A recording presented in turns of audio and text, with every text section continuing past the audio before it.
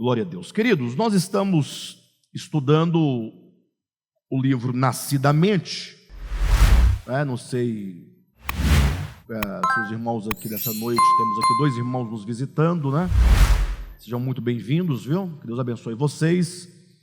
E esse livro, ele trata de alguns temas importantes das Escrituras. Estamos estudando, porque geralmente nós estudamos livros da Bíblia, né? A nossa reunião de estudo bíblico acontece às quartas-feiras, então a gente sempre estuda um livro específico da Bíblia. A gente estuda, por exemplo, estudamos 1ª e 2ª Tessalonicenses, depois estuda Colossenses, estuda Gálatas, estuda Efésios. Então sempre livros da Escritura, mas em razão do lançamento desse livro, já há bastante tempo os irmãos estavam aguardando que nós fizéssemos uma leitura e uma exposição dos temas tratados nesse livro. Portanto, no momento nós estamos estudando temas bíblicos e não exatamente livros da Bíblia. Tá bom? Então, espero que vocês possam todos acompanhar, já estamos bem avançados.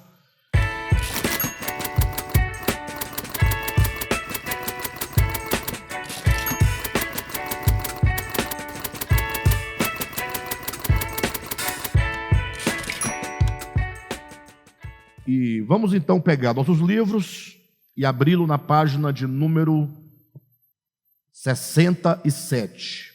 Foi onde nós paramos. Estamos já no 4º capítulo da Bíblia, desse livro, tratando acerca da árvore do conhecimento do bem e do mal e o pecado original, né? Então, só para situar a todos sobre o que no momento nós estamos falando, nós estamos tratando acerca do problema do pecado. E eu creio que esse é um tema extremamente importante, um dos mais importantes da Bíblia. Haja vista que, se o nosso maior interesse é o interesse pela salvação, eu acredito que de todos os temas da Bíblia, o que mais nos interessa é o tema acerca da salvação, não é? Paz, meu querido, saudade de você, viu? Seja bem-vindo. Então, por que o tema da salvação seria para nós o tema mais importante? Ora, porque a nossa maior necessidade é de salvação, não é? Então, estudamos as Escrituras para conhecer a Deus, para conhecer a sua vontade e para podermos, mediante a fé e o poder do Espírito Santo, andar em consonância, andar em conformidade com a vontade de Deus. Então, quando nós falamos sobre salvação, é óbvio que nós precisamos saber acerca de que nós somos salvos. Porque é sempre dito, né, que nós precisamos de salvação, que nós nascemos sob o pecado, né, que todos pecaram, mas estão destituídos da glória de Deus, e que, portanto, porque nós nascemos sob o pecado, nós somos carentes, portanto, de salvação. E Cristo é o Salvador, aquele que foi o enviado do Pai, o Filho de Deus, o Verbo que se faz carne, e ele vem então para salvar a humanidade. Daí se passa a pregar que Cristo morreu pelos nossos pecados, e as pessoas são levadas a crer, portanto, em Jesus, na sua morte, na sua ressurreição, para que possam então ser salvas. Daí, me parece, pela nossa própria experiência, que a ideia que se tem hoje em dia é que as pessoas precisam ouvir o Evangelho acerca de Jesus, e isso significaria o quê? Significaria ouvir acerca da história do Cristo, ou seja, quem é o Cristo de Deus? Ele foi enviado pelo Pai para poder morrer pelos nossos pecados. Ele veio, ele anunciou o reino de Deus, ele pregou, ele curou os enfermos, ressuscitou os mortos, né, e morreu na cruz do Calvário e ressuscitou, né, para a nossa justificação. Ok. Aí é dito que as pessoas que creem nesta história de Cristo, entende-se comumente que tal pessoa que confessa, que acredita nessa história, que tem essa história do Cristo por verdadeira, tais pessoas agora se consideram o quê? Salvas, não é? De modo que aquele que não confessou publicamente essa história acerca do Cristo tem-se comumente que é uma pessoa perdida.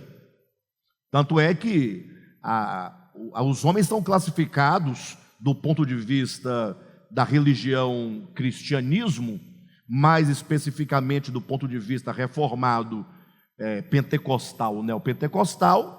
A humanidade é dividida entre aqueles que são salvos e aqueles que são perdidos. Se você perguntar, ok, quem são os salvos? Dirão para você, são aqueles que aceitaram a Jesus. E quem são os perdidos? São aqueles que não aceitaram Jesus. Mas tudo isso me parece ainda muito complicado, porque o que seria exatamente aceitar a Jesus? E o que seria exatamente não aceitar a Jesus? Isso porque há muitas pessoas que são identificadas e tidas por pessoas que não aceitaram a Jesus, consequentemente, teoricamente falando, perdidas, mas que têm fé em Jesus. A semelhança do evangélico, que também diz ter fé em Jesus. Qual a diferença, então, entre um e outro? E é esse o ponto que, ao meu ver, é o ponto mais complexo. Porque os crentes, aqueles que dizem crer em Jesus, se distinguem do restante daqueles chamados não crentes, se distinguem a partir de uma estética exterior de usos e costumes, ou seja, entende-se comumente que o crente em Jesus, ele não faz algumas coisas que o não crente faz, não é? Ou seja, eu estou falando grosso modo, é uma interpretação da experiência, não teologicamente falando, não entrando nos detalhes mais específicos da teologia, mas falando grosso modo. A grande questão é que, quando nós observamos, existe uma diferença meramente estética, não necessariamente orgânica. Tanto é que, se nós olharmos para a história do cristianismo, não sei quantos de vocês já fizeram esse exercício, de considerar a história do cristianismo. Por exemplo, como eu tenho 49 anos de idade, e eu nasci e cresci dentro de movimentos evangélicos, eu me recordo que há 30 anos, 35 anos, era dito que, por exemplo, assistir televisão era pecado. Então, à época, imagine vocês, que era pregado e ensinado que aqueles que assistiam televisão cometiam pecado, logo estavam perdidos. Só que o tempo passa e os homens, de modo geral, vão crescendo, vão adquirindo melhor discernimento das coisas, e aí daqui a pouco a igreja já não mais considera o assistir televisão como pecado. De modo que hoje em dia quem assiste televisão não é tido mais como aquele que comete pecado, exceto alguns programas, talvez este ou aquele, ainda alguns consideram como pecado. Mas a grande questão é, por que outrora fazer uma coisa era pecado, e depois de 10, 15, 20 anos, aquilo que era pecado deixa de ser pecado? Já observou que a ideia de pecado é uma ideia relativa? Antes usar bermuda, o homem usar bermuda era pecado. Passa 20 anos, não é mais pecado. Antes a mulher que usava calça cometia pecado. Passa 20 anos, não é mais chamado pecado. Aí alguns mais conservadores, aquelas pessoas que talvez não entenderam muito, não cresceram muito no entendimento, vão dizer, não, isso é sinal da apostasia, que saudade que eu tenho da igreja lá de 1990, que era uma igreja santa, uma igreja pura, e etc, etc, etc. Ora, o fato é que quando nós olhamos a igreja, nesse contexto geral, vamos observar que muito do que chamavam pecado era, na verdade, era um pecado cultural, ou seja, aquilo que era pecado numa época, noutra época deixa de ser pecado. Ou aquilo que é pecado no Brasil pode não ser pecado na Europa, não é? Aquilo que é pecado, que era pecado no tempo do primeiro século, pode não ser pecado hoje. Então me parece que a ideia de pecado é mais essa ideia, esse tipo de pecado chamado pecado cultural, é uma criação humana. É certo que a Bíblia fala sobre o problema do pecado, e sabemos que o que nos separa de Deus, ou que separa o homem de Deus, é o problema do pecado, é o pecado que gera a separação. Agora, nós precisamos entender exatamente o que é o pecado de um ponto de vista universal e atemporal. Ou seja, o que é pecado é aquilo que fere a santidade e a justiça de Deus. E isso deve ser pecado há 30 anos, há 100 anos, há 500 anos, e hoje, daqui a 1000 anos, continuará a ser pecado. Ou seja, o pecado não pode ser uma questão relativa. Quando se estabelecem os chamados pecados culturais, muda-se a cultura, muda-se os pecados, não é? De modo então que nós que queremos servir a Deus em verdade, nós temos que olhar para a Escritura e procurar entender qual é o conceito fundamental de pecado, a fim de que, conhecendo o que a Bíblia chama de pecado, o que Deus chama de pecado, possamos nós então nos livrar, pelo poder do Espírito Santo, certamente de uma vida de pecado, que é o problema que nos afasta do Criador e que certamente torna o homem, né? Enfim. De todo modo, é preciso nós lembrarmos, antes de nós entrarmos propriamente no tema dessa noite, é importante nós lembrarmos que a palavra pecado na Escritura, no grego é hamartia. Hamartia é a palavra grega que na Escritura é usada para se referir ao pecado. Quando você pega a sua Bíblia, que você lê a Escritura e você vê a palavra pecado, no texto grego, no texto da língua em que a Bíblia foi escrita, no caso o Novo Testamento, você vai ter a palavra hamartia. E essa palavra hamartia é uma palavra que, ao mesmo tempo que ela traz um conceito geral e abrangente, é um conceito muito específico. Como pode ser uma palavra abrangente e ao mesmo tempo específica? Ora, abrangente porque ela não vai dizer, não vai te dar uma relação de pecados, né? Ela vai dizer que pecado é errar o alvo. Este é o conceito abrangente das Escrituras. A palavra hamartia quer dizer errar o alvo. Então, quando é que o homem comete pecado? Quando o homem erra o alvo. Logo, nós temos que pensar, puxa, então para eu poder entender a questão do pecado, eu tenho que entender que pecado é errar o alvo. Mas eu preciso saber agora qual era o alvo. Porque se eu não souber qual é o alvo, como eu saberei se eu acertei ou errei o alvo? Então, essa é a grande questão. Então, em Gênesis capítulo 3, nós vamos encontrar ali a menção, a primeira menção acerca do problema do pecado, da queda de Adão e Eva, do primeiro casal, embora simbólicos, mas representando ali toda a humanidade. E ali nós temos então o casal dentro de um jardim, preste atenção, e é dito que naquele jardim havia toda espécie de árvores frutíferas, boas para alimento, e que de todas o homem podia comer. Agora, dentre tantas árvores que havia, o Gênesis capítulo 2 coloca duas árvores no meio do jardim, duas árvores especiais, uma chamada a árvore do conhecimento do bem e do mal, e a outra chamada a árvore da vida. Olha como é interessante, duas árvores, uma que se o homem dela comesse, diz a Escritura, certamente morreria. A outra que, se o homem comesse, viveria eternamente.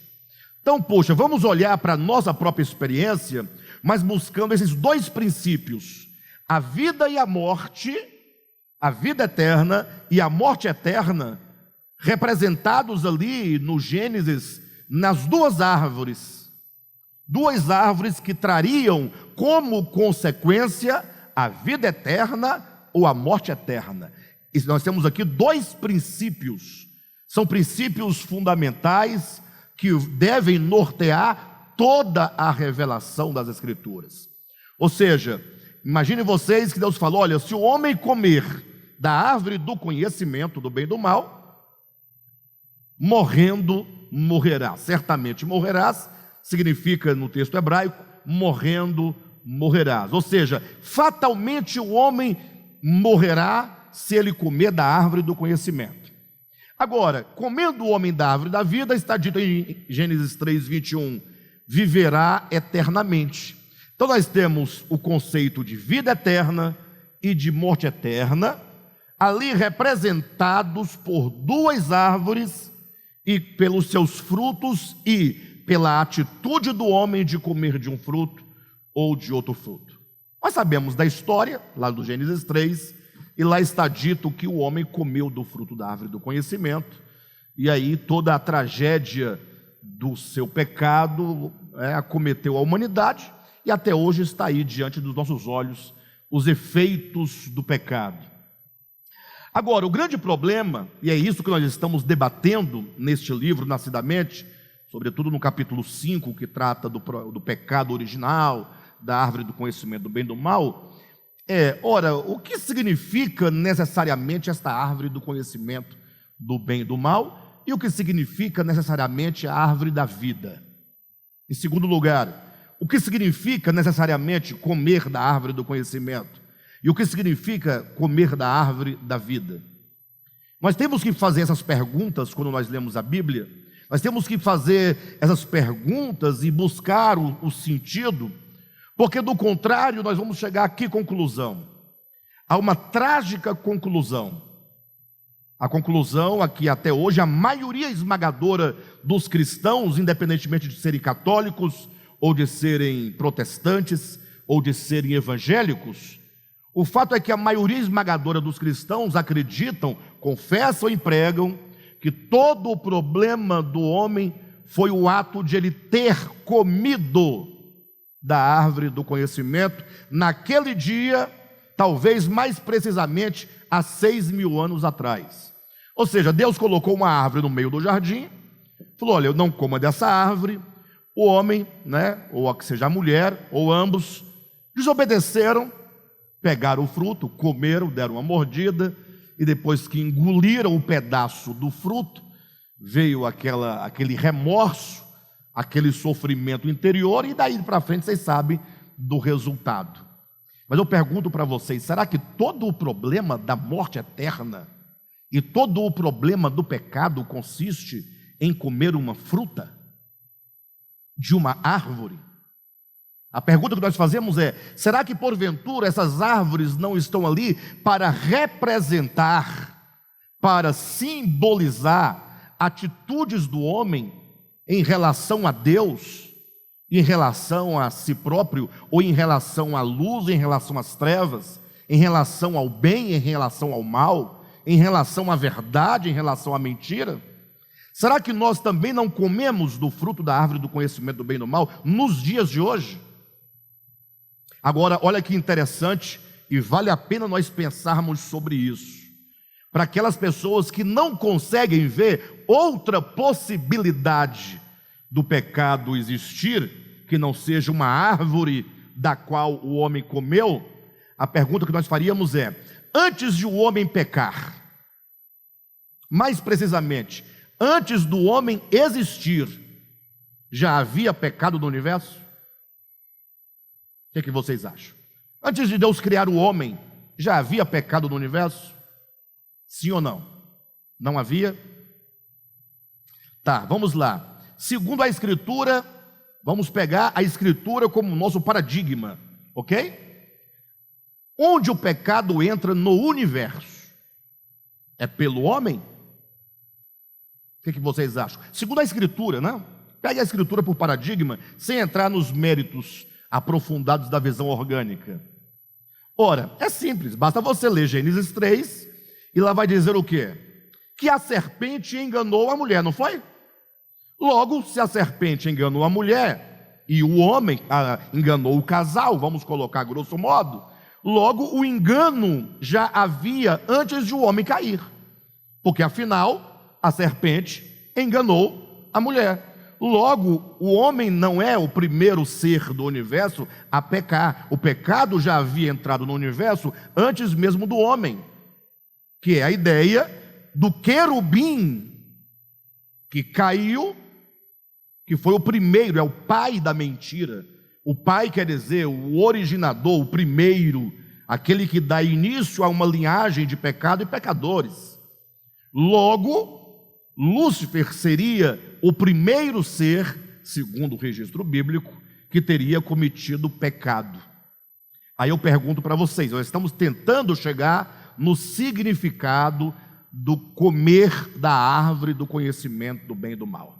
Então, antes de nós olharmos para o homem e para a queda do homem, vamos olhar um pouco antes. Vamos olhar para Lúcifer. Qual foi o pecado de Lúcifer? Teria ele comido de uma árvore do conhecimento do bem e do mal? A Bíblia não faz menção de nenhuma árvore do conhecimento do bem e do mal com Lúcifer. Mas claramente vai nos dizer em Isaías capítulo 14, que o pecado do querubim foi exatamente a exaltação no seu coração, quando ele disse: eu subirei acima das estrelas dos céus e exaltarei o meu trono na região norte e serei semelhante ao Altíssimo. Ou seja, em que consiste efetivamente a queda e em que consiste efetivamente o pecado? Consiste num coração que se torna independente de Deus por se considerar capaz e suficiente em si mesmo, um coração que se orgulha acerca da sua beleza, como está em Ezequiel capítulo 28, tu eras perfeito em todos os teus caminhos, até o dia que se achou iniquidade em ti. E que iniquidade era essa? É esse querer ser, eu subirei acima de todas as estrelas dos céus, eu subirei aos mais altos céus, exaltarei o meu trono do lado norte e serei semelhante ao Altíssimo. O que eu quero que vocês reflitam é que a queda de Lúcifer, segundo trazida tipologicamente em Ezequiel 28 e Isaías 14, nós ali não temos a representação simbólica de nenhuma árvore, de nenhum jardim. Nós temos as palavras claras e expressas. A queda de Lúcifer se dá tanto no seu coração, na sua mente, na sua consciência, como no texto bíblico. O texto é claro quando diz que a sua queda, presta atenção, a queda de Lúcifer consistiu nesse desejo profano no seu coração de exaltação própria, de querer fazer-se Deus, colocar-se no lugar de Deus. Vocês entendem perfeitamente isso? Já já vamos falar do homem lá no Éden. Agora, tanto isso é verdade, que quando Deus vai agora providenciar salvação para o problema do pecado, e aí é uma questão muito clara, né? Muito simples, todos vocês entenderão. Ora, quando alguém tem uma doença, digamos, não vou entrar nesse mérito para não gerar conflito, mas quando alguém tem uma doença, ora, para essa pessoa ser curada, vai ser preciso desenvolver um remédio, um antídoto, que possa combater a enfermidade. Sim ou não? Tanto é que se você está, por exemplo, com o vírus da gripe, você tem que tomar um remédio que possa combater o vírus da gripe. Não vai tomar um outro remédio para o coração que não vai ter o efeito. Um antigripal, lógico. E assim, para cada enfermidade, tem que ter um remédio ou um antídoto correspondente. Sim ou não? O que nós podemos falar? Que para solucionar o problema da queda e o problema do pecado, nós temos que ter um remédio correspondente. Temos que ter um remédio que possa resolver o problema do pecado. Daí você encontra Isaías capítulo 14, Lúcifer dizendo: é o pecado original, é o pecado primário, é o pecado fundamental, é o pecado que dá origem a toda e qualquer forma de pecado. Ele dizendo: eu subirei acima das estrelas dos céus, e exaltarei o meu trono e serei semelhante ao Altíssimo. Quando Deus providencia agora a salvação, o que acontece? É o Cristo de Deus, lá em Filipenses 2, dizendo: embora seja Deus, ou sendo Deus, não julgou por usurpação o ser igual a Deus. Antes a si mesmo se esvaziou, desceu, se fez semelhante ao homem. Ou seja, fala de um esvaziamento pleno do coração. Então, se o pecado se dá na exaltação de um ser, de uma criatura que quer ser igual a Deus, a salvação só pode ocorrer no sentido inverso. Ou seja, queda e pecado fala de um coração de orgulho, de jactância, de presunção, de pretensão, de arrogância, de querer ascender e ser igual a Deus. A salvação só pode acontecer no esvaziamento, é o oposto, é o sentimento oposto ao da queda. Logo, não fique contrariado, mas não existe salvação que seja de outra maneira. Se a queda é a jactância de um coração soberbo e presunçoso, que é a atitude de um coração que se entende independente de Deus, capaz de si mesmo, que se coloca como Deus, esse ego que infla o coração do ser e se coloca na condição de Deus, não pode haver salvação senão no processo oposto. Então eu desconfio de qualquer pregação e de qualquer declaração de salvação que seja única e exclusivamente dogmática. Ou seja, para você ter salvação, o que foi necessário? Primeiro ponto, foi necessário que aquele que é Deus se esvaziasse. Estou falando de Filipenses capítulo 2, versículo 5. Ele não é a salvação? Ou não é? Não tinha outro meio de salvação? Não tinha. O Cristo de Deus, em quem tudo existe, é dito que, sendo ele Deus, ou subsistindo na forma de Deus, não o julgou por usurpação o ser igual a Deus, que é o sentimento oposto do de Lúcifer. Antes a si mesmo se esvaziou, assumindo a forma de servo, se fez semelhante ao homem, e somando com a ideia de Efésios capítulo 4, ele não somente se faz homem, mas ele desceu até as regiões mais baixas da terra. Ou seja, o Cristo de Deus, no seu processo e na experiência da encarnação e da sua obra, ele sofre um esvaziamento pleno e vai até o último degrau do esvaziamento. Ele vai até ao inferno, até ao Hades. Ele desce até onde não há mais para onde descer. É o pleno esvaziamento, que Paulo vai chamar em Filipenses capítulo 2 de kenosis, que é esse esvaziamento. Agora, uma vez que ele fez isso, e isso é, pelo menos eu acho que nós deveríamos considerar espantoso, e nós só não consideramos espantoso essa kenosis de Cristo, porque nós não refletimos sobre o seu significado, porque nós lemos a Bíblia dogmaticamente. Cristo Deus se fez homem. Você acha isso simples?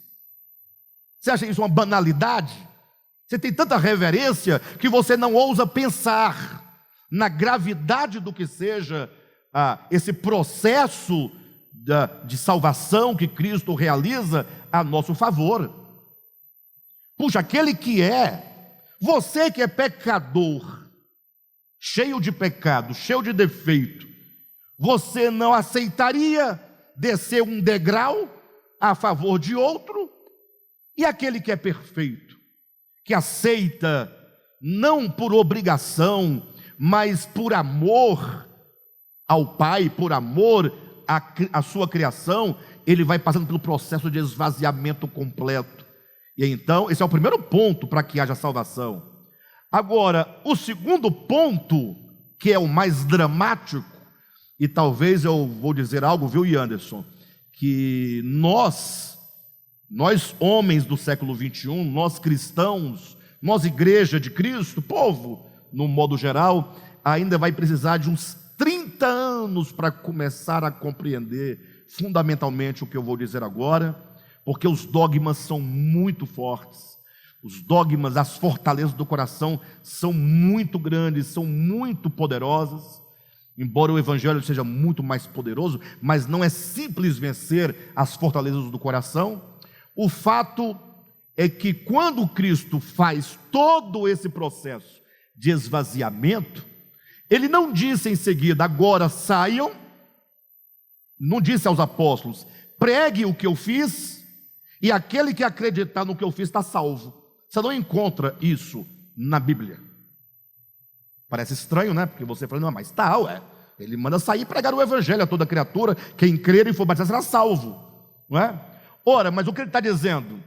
Ele primeiramente fala, mostre o que eu fiz, mostre todo o processo de esvaziamento, de kenoses.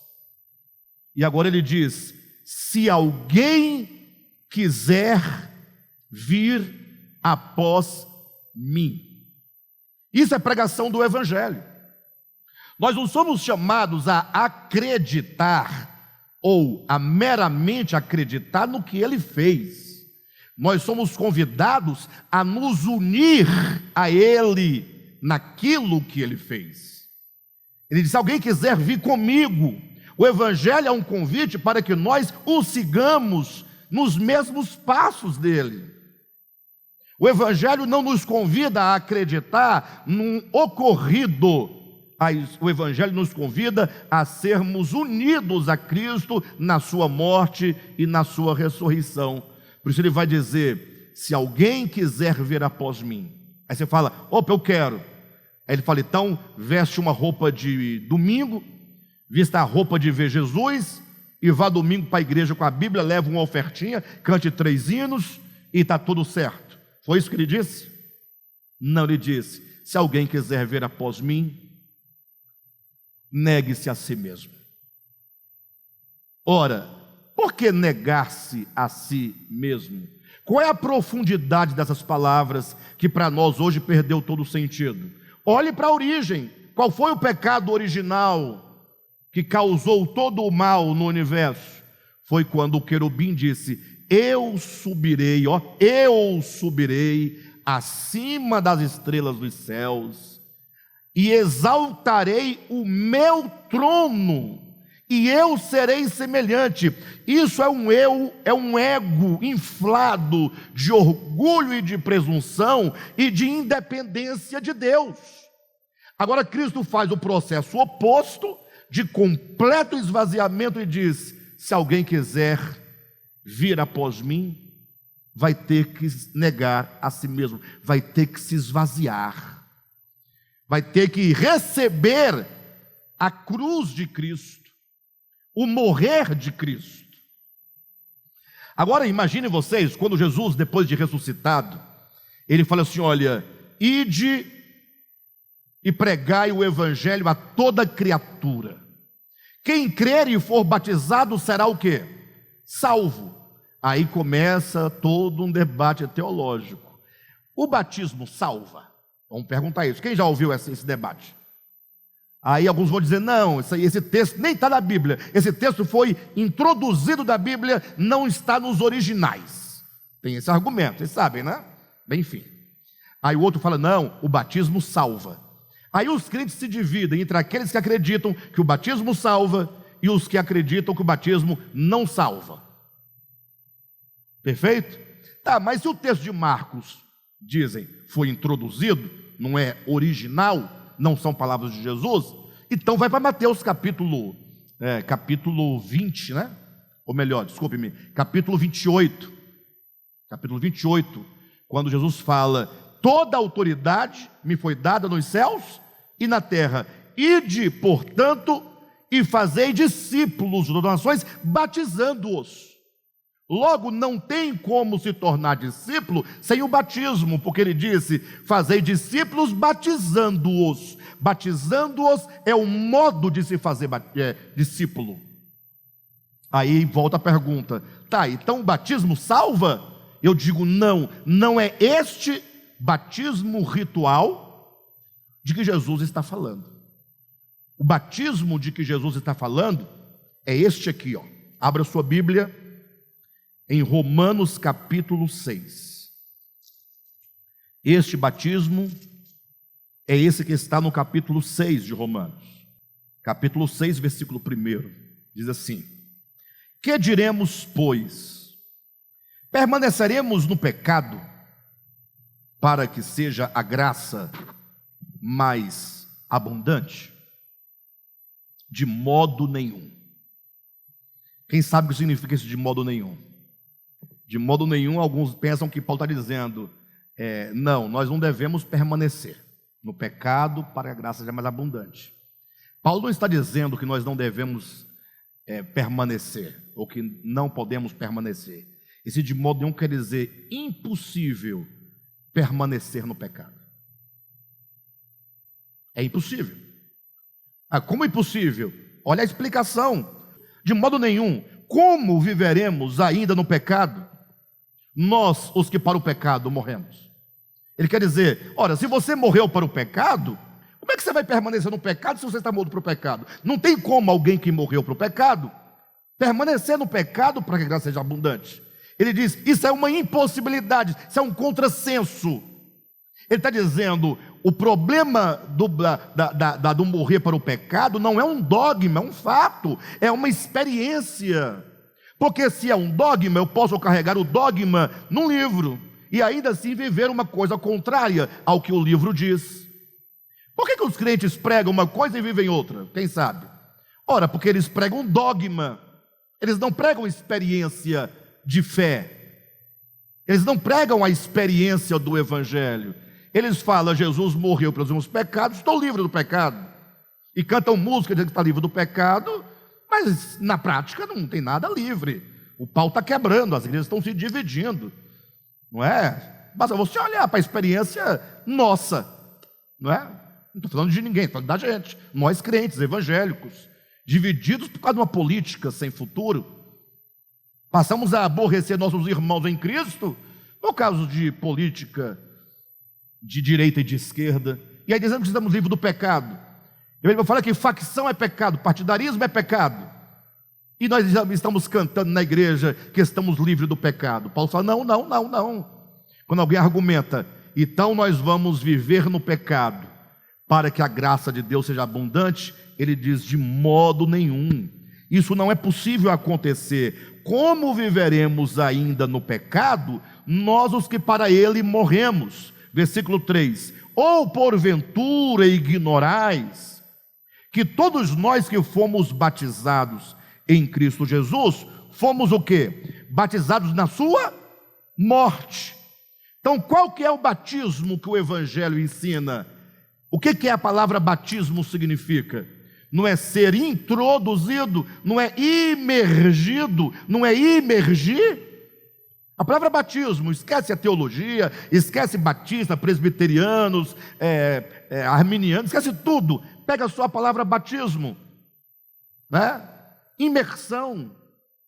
Aí estão lutando e brigando se o batismo basta jogar uma aguinha na cabeça ou tem que mergulhar o cara todo dentro da água. Aí o cara que foi batizado num chuveiro, eu já vi gente debaixo de um chuveiro e o pastor falar, eu te batizo em nome de Jesus, e abriu o chuveiro, não, esse batismo não serve, não é válido. O outro foi batizado numa piscina dessa de plástico. Não vale. Tem que ser em água corrente. Não tem essas instruções? Aí o mais rigoroso fala, não, eu vou me batizar no Rio Jordão. Por esses critérios aí, eu acho que o Rio Jordão é o melhor. Eu acho. Se você for levar a sério esses critérios. Mas aí vem uma coisa que talvez nós nunca tenhamos parado para pensar. Efésios capítulo 4, Paulo vai dizer assim, olha, há um só Deus, ele vai dizer, há um só Senhor, ele vai dizer: há uma só fé. Ele vai dizer: há um só batismo. Novamente vem o problema do dogma. Um só batismo, por imersão ou por aspersão? Infantil ou de adulto? Não, um só batismo quer dizer: quantos tenham sido batizados em Cristo Jesus? Paulo foi batizado em Cristo Jesus, não foi? Paulo, Pedro, João, Tiago, nós também fomos batizados. Ora, mas se Paulo foi batizado, Pedro foi batizado, João foi batizado, Tiago foi batizado, eu fui batizado, você foi batizado, quantos batismos são? São muitos. Aí Paulo fala: não, só existe uma morte de Cristo. Logo, todos nós fomos batizados na mesma morte. Um só batismo, porque é uma única união no mesmo Cristo, no mesmo morrer, no mesmo negar, na mesma fé. Então, o batismo de que diz a Escritura não é o batismo ritual, é o batismo do coração, da consciência, da alma, é do morrer com Cristo, como Paulo diz em Romanos 6, versículo 3: ou porventura ignorais que todos nós que fomos batizados em Cristo Jesus, fomos batizados na sua morte? Fomos, pois, sepultados com Ele na morte pelo batismo, para que, como Cristo foi ressuscitado dentre os mortos pela glória do Pai, assim também andemos nós em novidade de vida. Logo, olhem para mim, voltando ao ponto, quando é dito: todo o poder me foi dado nos céus e na terra, ide, portanto, fazei discípulos de todas as nações, batizando-os, quer dizer, o Evangelho é um convite a você se tornar um discípulo de Cristo. De que maneira? Sendo unido a Cristo na morte dele. Ou seja, salvação é morte. Não há salvação sem morte. Não há. Você pode ter 1 milhão de teologia sistemática, dogma mais dogma. Você pode debater qual é o dogma mais ortodoxo, o que está mais em harmonia. Hoje mesmo, essa semana mesmo, me perguntaram no YouTube por que eu não pregava mais o aspecto judicial da salvação. Eu não tive muito tempo de responder ao irmão, falei de poucas palavras, mas eu fico pensando o que essa pessoa que perguntou quer dizer por aspecto judicial. Eu fico pensando, se vocês aí sabem, e eu sei o que vocês pensam ser, e só uma pergunta desmonta essa ideia do judicial. Não que eu não creia no judicial, eu creio, mas não do modo como a teologia prega. E uma simples pergunta resolve o problema. Não, judicial é o fato de que Jesus pagou o preço, está pago. Está pago, está pago. Havia uma dívida, um problema de natureza jurídica, no âmbito judicial, Jesus pagou. Aí eu perguntei: qual é a validade desse aspecto judicial para você? É uma pergunta corajosa. Qual é o valor disso para você? Aí você fala: todo, ele pagou. Ah, tá. Se ele pagou, está pago, então está tudo certo. Se você acredita que esse valor judicial é tudo, e está tudo certo, então você está preocupado com o quê? Por que você está preocupado com salvação? Está pago. Ah, não, mas agora você tem que crer e experimentar. Ah, sim. Então você concorda que a salvação só se opera no homem organicamente. Ou seja, enquanto eu não abraçar este evangelho pela fé, ele não opera em mim. Ele não opera em mim. Ele só opera quando, por meio da fé, eu me uno a Cristo na sua morte e na sua ressurreição. E essa união é orgânica, porque ela acontece em mim. Logo, o valor da obra de Cristo para mim só se dá quando eu abraço a cruz. Porque se eu não abraçar a cruz, é só um ato que ele realizou e que eu não quero para mim. Logo, como é que a cruz pode operar em mim? De que maneira, se eu não abraçar a cruz? Se Jesus falar, se alguém quiser vir após mim, nega a si mesmo, tome a sua cruz e siga-me. Eu digo, não, eu quero ser salvo, mas nada de seguir o Senhor, porque seguir ao Senhor é o quê? O que é seguir ao Senhor? Aí complicou, né? Complicou porque seguir ao Senhor. Seguir ao Senhor é simples, ué. Eu vou falar para vocês o que é seguir ao Senhor, tá? Eu, antes de seguir ao Senhor, eu bebia. Perfeito? Antes de seguir ao Senhor, eu fumava. Antes de seguir ao Senhor, eu dançava. Antes de seguir ao Senhor, eu me prostituía. Antes de seguir ao Senhor, eu não ia à igreja, eu ia para a festa, para as raves, né? Para o pagode, para o som, dizia muito som na minha infância, né? Eu ia, enfim. Aí depois que eu me converti, eu comecei a seguir o Senhor. O que eu fiz? Parei de fazer essas coisas e comecei a fazer outras coisas, tais como ir para a igreja, mudar a roupa, né? Agora você tem que comprar uma gravata, um paletó, ou uma roupa mais decente, né? Você agora tem que dar o dízimo, né? Você tem que tomar a ceia, partir o pão, o vinho ali, obedecer ao pastor, às ordens, aos regulamentos, ir para os cultos, e é isso aí. Para Jesus voltar, para resolver, para a gente poder ir para o céu com ele, né? Vai ser uma bênção lá no céu. Né? O problema é que quando você olha para esse conceito de seguir ao Senhor, eu pergunto, será que é isso que é seguir o Senhor? Será que ele não nos ensinou o que é seguir ao Senhor?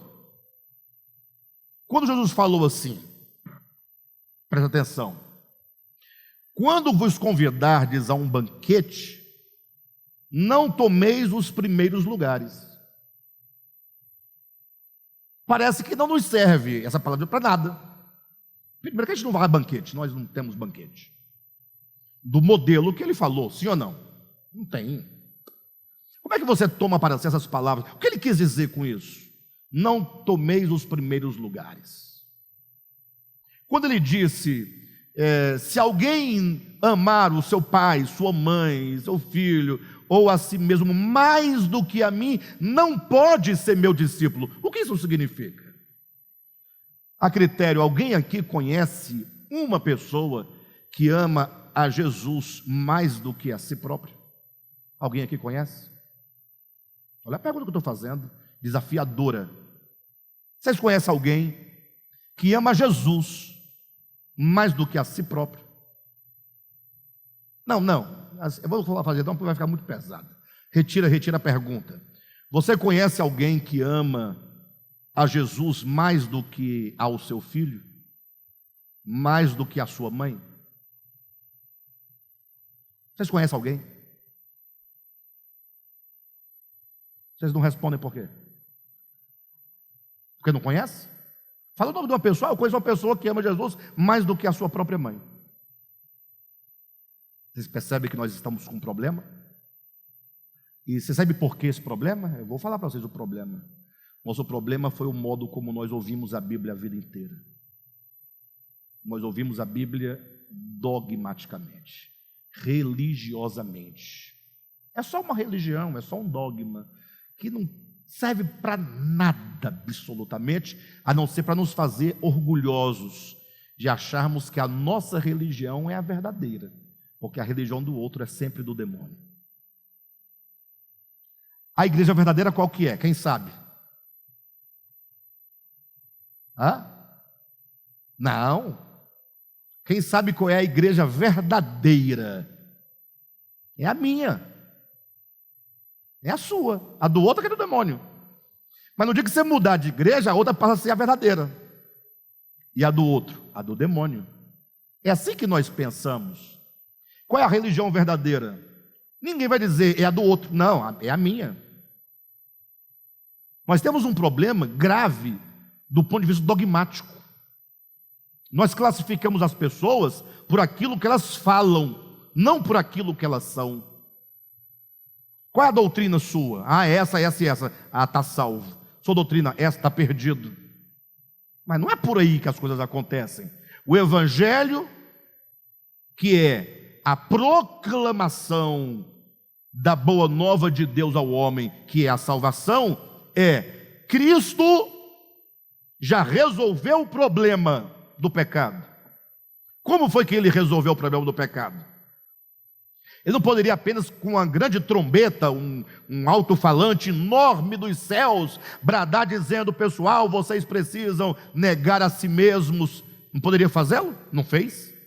Como foi que ele resolveu o problema? Ele falou assim: eu vou me fazer homem. Ele se faz homem.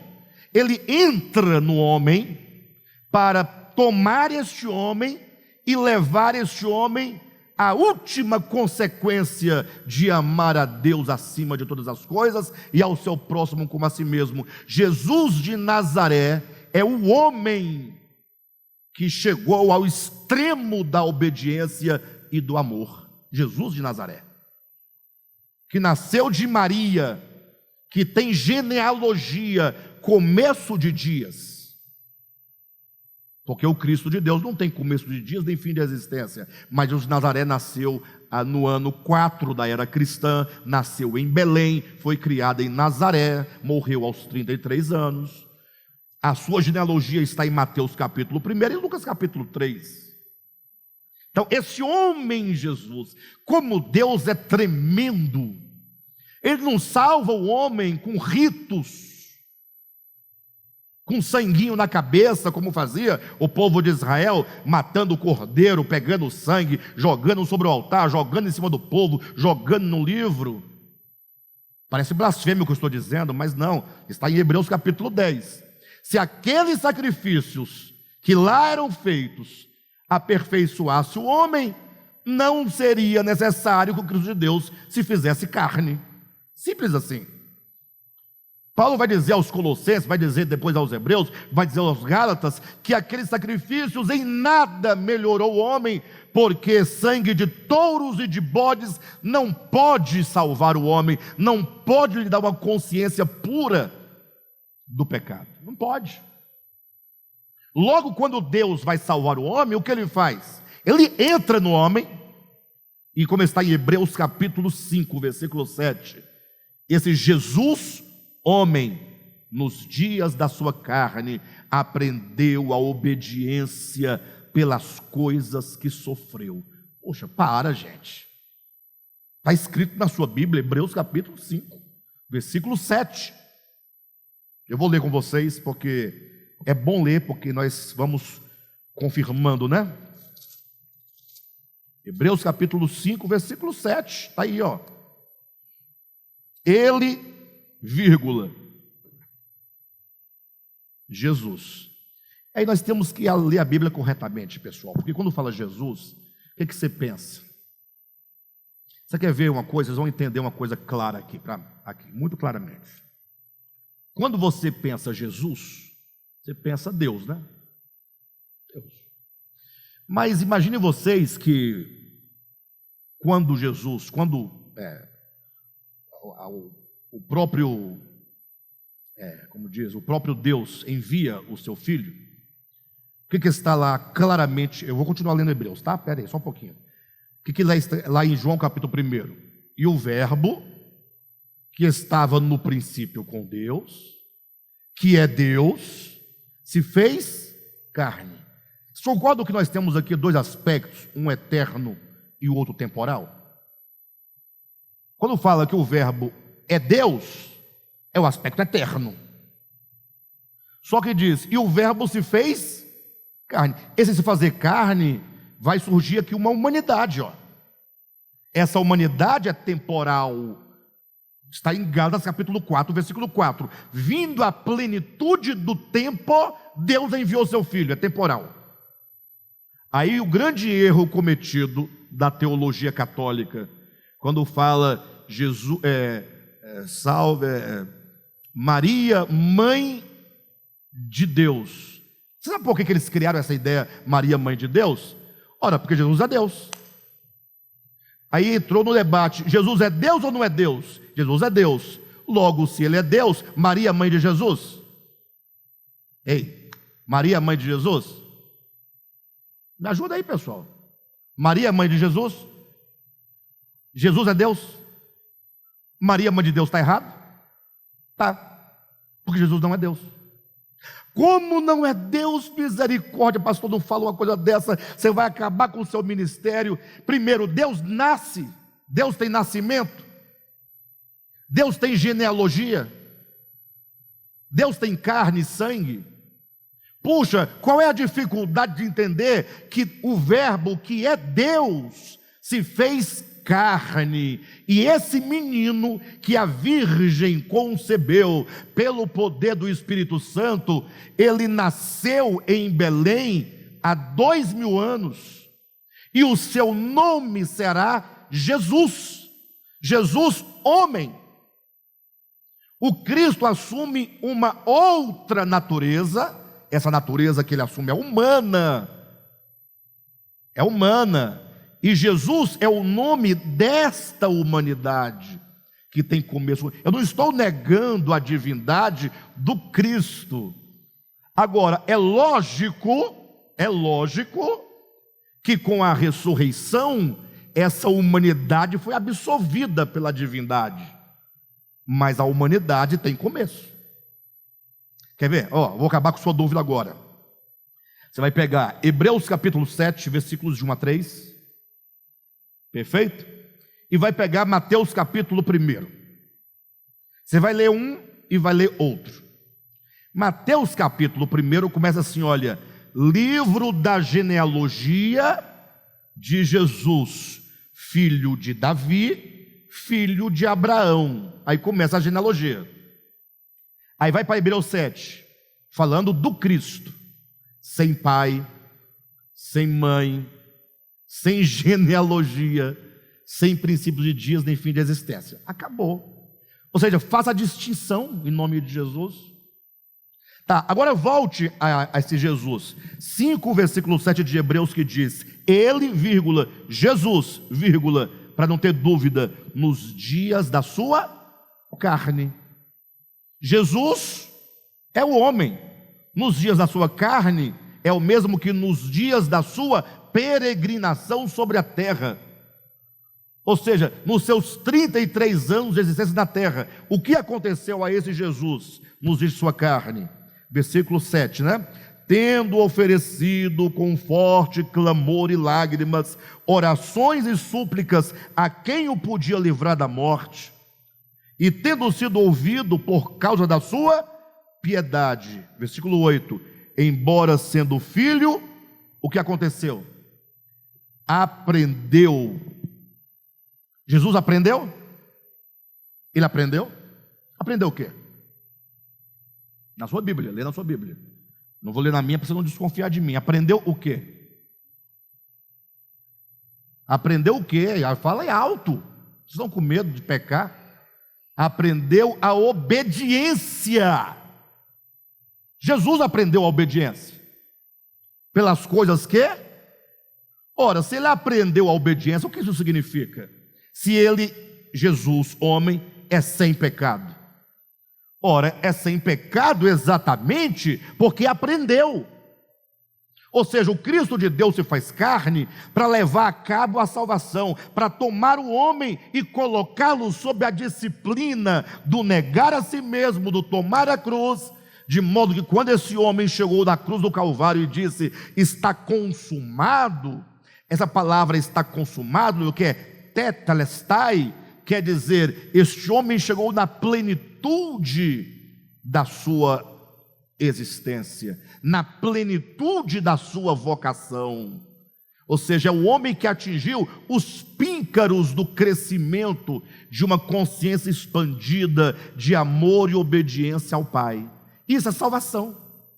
Deus pega o homem, carne e osso, a nossa semelhança, e fala: eu vou te conduzir no caminho estreito da obediência, do amor. A salvação está acontecendo em Jesus, é orgânico, é fatual.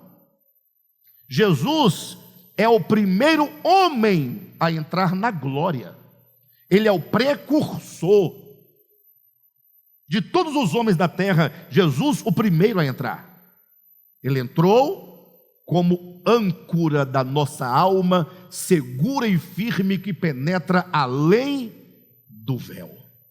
Bem, tudo isso que eu disse é para que vocês entendam que o problema do pecado não é o problema de uma fruta. Olha o caminho que nós tivemos que percorrer para entender que o pecado é um coração que se orgulha, é ego, é vaidade, é presunção, porque ego, vaidade e presunção são os sentimentos que nos tornam independentes de Deus.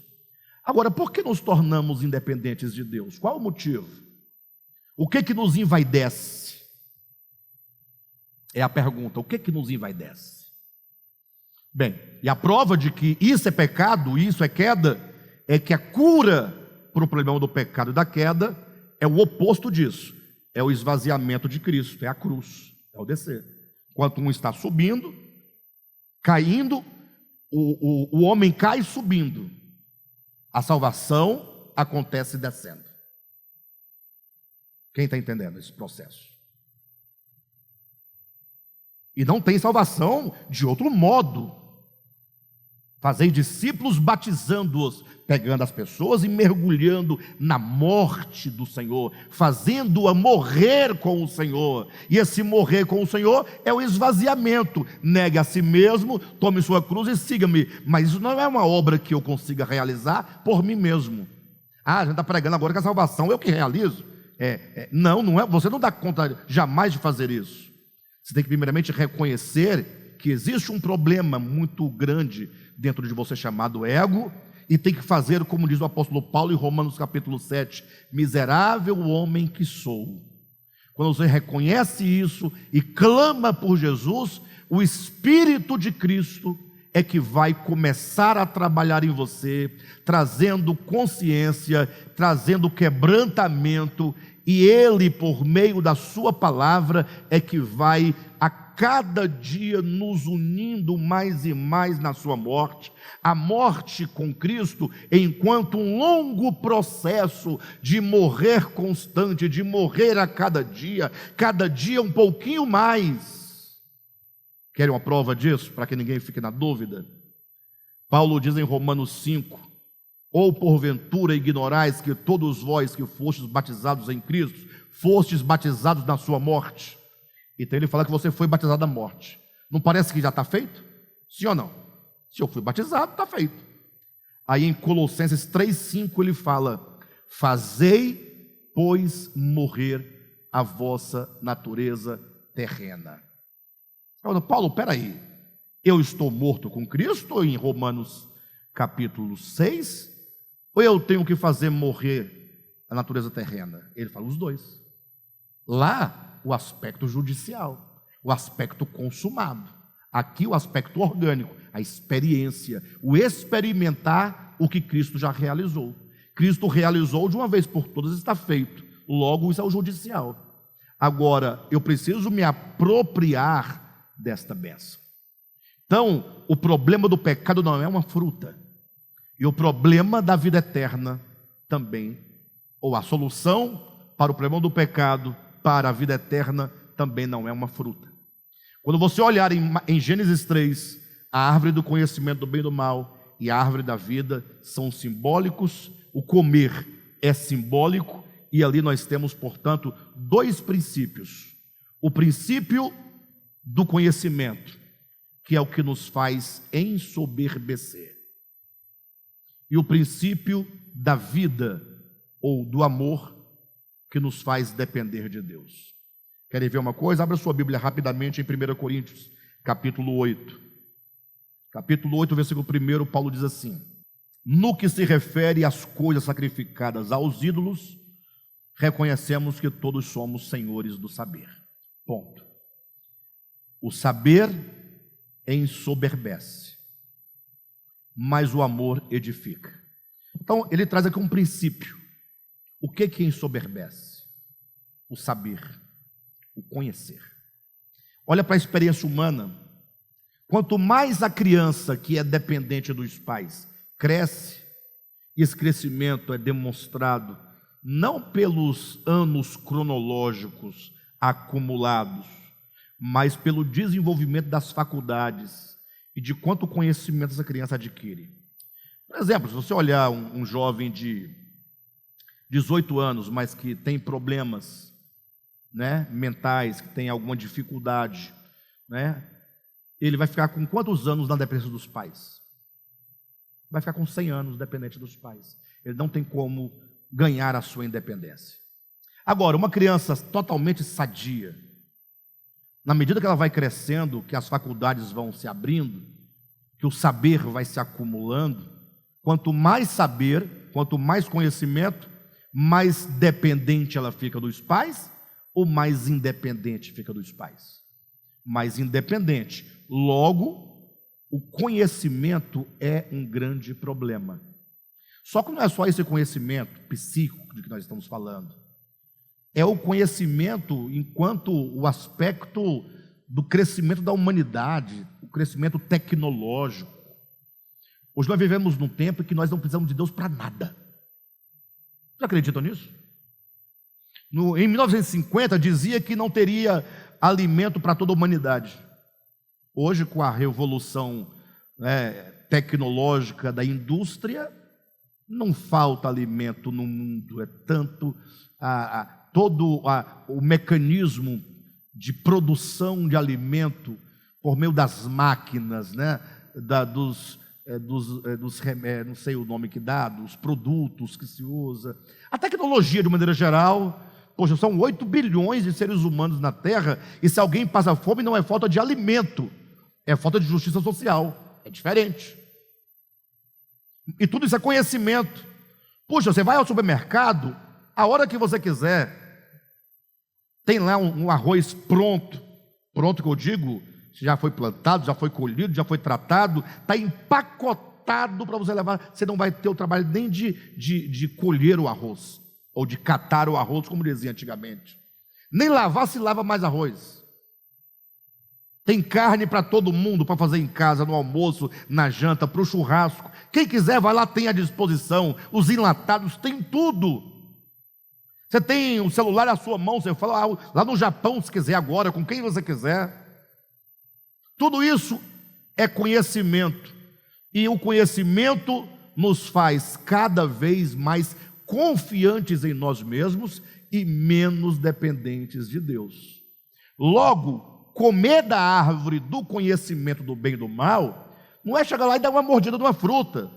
Comer do fruto da árvore do conhecimento significa tomar um caminho de independência, fazendo do conhecimento o seu braço forte que te afasta de Deus.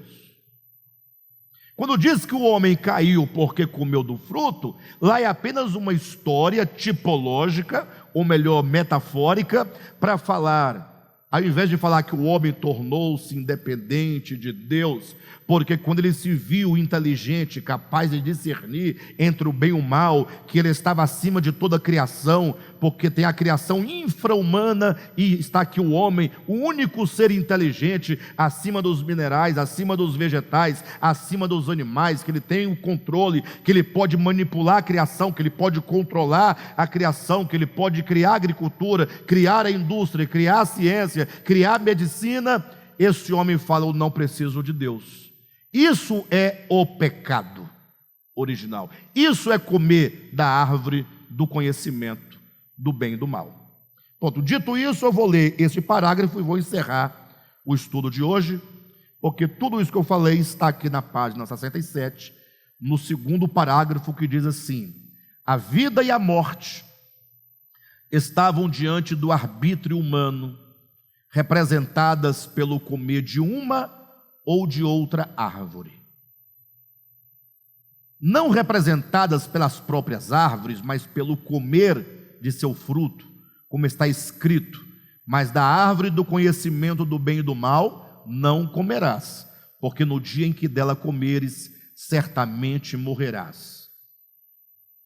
E assim que não estenda a mão e tome também da árvore da vida e coma, e viva eternamente. Então veja que a ênfase é comer de um fruto ou comer de outro. Agora, há uma coisa interessante que está no próximo parágrafo, eu vou iniciar agora, mas eu vou desenvolver na próxima semana, quando diz no parágrafo o seguinte: neste ponto, os exegetas, iludidos pela tradição, se confundem. O verbo hebraico rakal, que é o equivalente a comer em português, não significa dar uma mera mordidinha num fruto, mas exprime a ideia de tomar tal ou qual fruto por seu sustento diário. Ou seja, o que o texto de Gênesis quer dizer: não faça do fruto do conhecimento o seu sustento diário. Pois nós somos seres inteligentes, mas qual é o seu sustento diário? O que te sustenta de fato?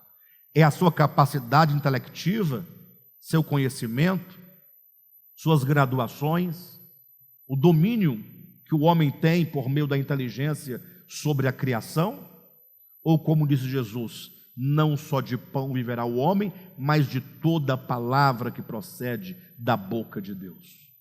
Comer do fruto da árvore do conhecimento é uma questão de fazer do conhecimento o seu sustento diário, aquilo que te alimenta, aquilo que te sustenta, a razão do seu sucesso. Então precisamos ler Gênesis com mais clareza e entender a profundidade do significado do comer da árvore da vida. Semana que vem nós vamos partir deste ponto, explicando com maiores detalhes que este comer não quer dizer dar uma mordida num fruto, mas quer dizer tomar o conhecimento como sendo o seu sustento diário e aquilo que define a sua vida. Tá bom? Glória a Deus.